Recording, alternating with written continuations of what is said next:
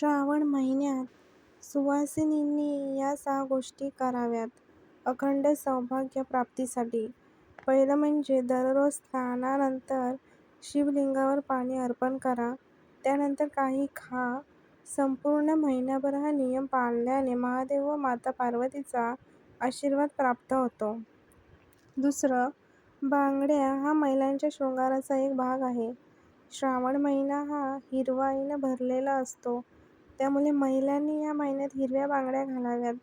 यामुळे माता गौरी प्रसन्न होते.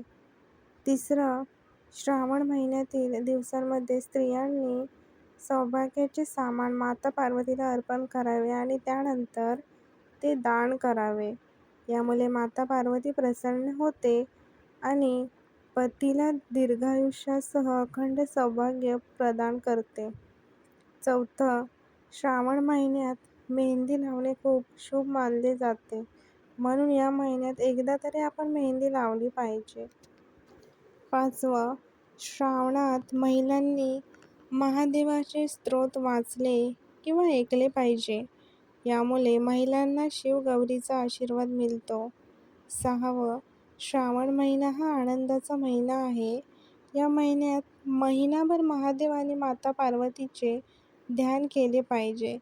जर राग आला तर ओम नमः शिवाय या मंत्राचा जप करा. यामुळे राग शांत होईल. व्हिडिओ आवडला असेल तर लाईक, शेअर, सबस्क्राईब आणि कमेंटमध्ये नक्की सांगा. तोपर्यंत बाय बाय.